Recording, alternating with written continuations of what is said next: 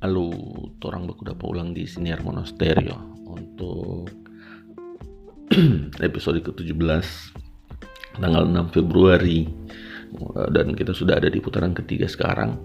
Awal tahun ini kita udah disibukkan dengan beberapa tragedi, beberapa kejadian yang diawali sama tragedi jatuhnya pesawat, terus juga bencana alam, gempa bumi, banjir, dan masih sekarang masih berlangsung erupsi gunung. Mudah-mudahan semua teman-teman, saudara-saudara yang sedang mengalami itu bisa bersabar, dan ini juga di tengah pandemi mungkin semakin sulit keadaannya. Tapi dari bencana itu bisa juga kita lihat hal positif. Begitu banyak orang yang peduli dan kemudian mencoba untuk mengulurkan tangan ke sana, baik itu bantuan secara material, kemudian juga tenaga dan support. Mudah-mudahan semua cepat berlalu, dan ini menandakan kalau negeri ini tidak sedang baik-baik saja. Dan mudah-mudahan segera berubah keadaannya, juga pandemi bisa segera berakhir supaya semua aktivitas bisa kembali normal seperti biasa. Terus ada hal yang menggembirakan di awal tahun ini bagi saya ya pribadi, karena akhirnya setelah hampir setahun tidak menyaksikan siaran di televisi, akhirnya awal tahun kembali menonton lagi televisi, karena biasanya televisi itu dinyalain hanya kalau ada siaran langsung badminton atau voli. Dan alhamdulillah kemarin ada karena pandemi juga, terus ada kesibukan yang akhir-akhir ini lumayan padat, akhirnya dikesampingkan. Tapi kemarin setelah hampir setahun vakum, BWF akhirnya mengadakan turnamen lagi di Thailand. Dan meskipun dengan protokol kesehatan yang ketat, agak-agak lucu juga sih ketika lihat pembersih lapangan tuh pakai APD, terus juga coach dan hakim garis itu semua pakai masker. Itu agak-agak lucu karena agak berubah dari ketika normalnya gitu. Tapi alhamdulillah sudah bisa mengobati kerinduan lah untuk menyaksikan turnamen-turnamen yang hampir setahun lah nggak diadakan. Dan ini awal tahun 3 turnamen sekaligus diadakan di Thailand, itu 3 minggu berturut-turut. Normalnya biasanya sebulan sekali gitu, tapi sekarang sebulan 3 turnamen.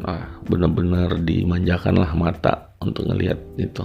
Meskipun beberapa jagoan badminton tidak hadir seperti Kevin, kemudian Kevin yang sedang terpapar COVID, dan juga tim dari Jepang karena Momota terpapar COVID jadi mereka tidak turun.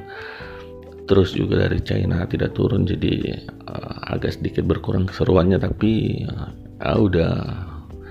udah sedikit mengobati lah karena ada turnamen itu.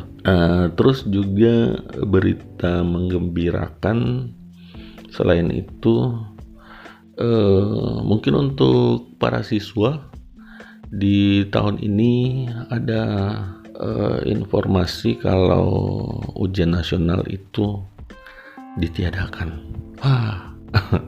Kayaknya udah mungkin karena pandemi jadi agak kesulitan untuk proses belajar mengajarnya, jadi pemerintah memilih untuk meniadakan ujian nasional. Dan kalau ngomong-ngomong tentang pendidikan, sistem pendidikan di Indonesia, sempat browsing tuh negara-negara mana aja sih sebenarnya yang sistem pendidikannya terbaik. Mungkin orang berpikir itu Jepang karena dari Jepang banyak orang-orang pinter gitu. Terus juga mungkin Amerika gitu. Dan ya kalau diurut-urut sih masuk dalam daftar itu Amerika, terus juga Jepang itu masuk dalam daftar Australia, masuk dalam daftar negara dengan pendidikan terbaik yang ada di dunia. Namun kita coba review ya, saya mencoba cari beberapa literatur gitu ya, apa saja sih sebenarnya kelemahan pendidikan Indonesia. Bukan kelemahan sih, maksudnya dari beberapa negara-negara yang dibilang baik dalam segi pendidikan itu, apa sih yang tidak ada di Indonesia gitu, sampai kemudian Indonesia menjadi negara yang lumayan terbelakang dalam hal pendidikan. Ada beberapa poin yang sebenarnya ada banyak poin tapi saya coba lihat beberapa yang kayaknya ini penting nih. Dan teman-teman, negara paling nomor 1 pendidikannya itu ternyata adalah Korea. Dan kalau merunut dari survei itu ya, Korea menempati urutan pertama di atas dari Jepang. Dan ternyata pendidikan di Korea itu 16 jam sehari. Bayangin, dibanding dengan Indonesia yang hanya kurang lebih 6 jam sehari itu. Mereka belajarnya sampai sore, sampai malam gitu. Tapi kalau saya ngelihat ini ya, melihat semua dari daftar itu yang ada dan ciri-ciri pendidikannya mereka, ternyata ada satu hal yang sama pada semuanya itu. Saya bicara dulu sistem pendidikan di Finlandia. Finlandia itu sistem pendidikannya lebih sistem pendidikannya tidak lama. Mereka mengajar tidak lama, tidak seperti Korea yang panjang, tapi justru ketika di Korea itu ditekankan pada belajar, kemudian PR dan sebagainya. Justru di Finlandia itu pendidikannya lebih banyak ke mengarah pada sistem kemanusiaannya.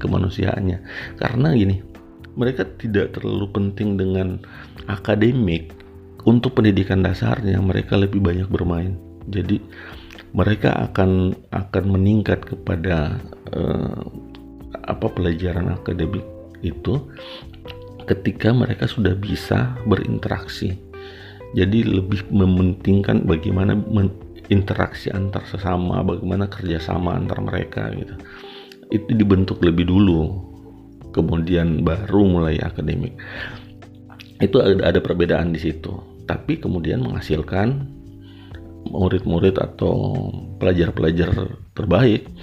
Dan dari semua saya membaca beberapa negara ya, ada sekitar 20 negara yang sempat saya cari informasinya di bidang pendidikan, terbaik di bidang pendidikan. Dan satu hal yang sama antar semua negara itu, mungkin dari sistem pendidikannya berbeda, tapi ada satu yang sama, yaitu mereka semua negara itu sangat menghargai profesi guru. Jadi guru bagi mereka itu sangat dihormati, bahkan oleh negara. Gaji guru di negara-negara itu, di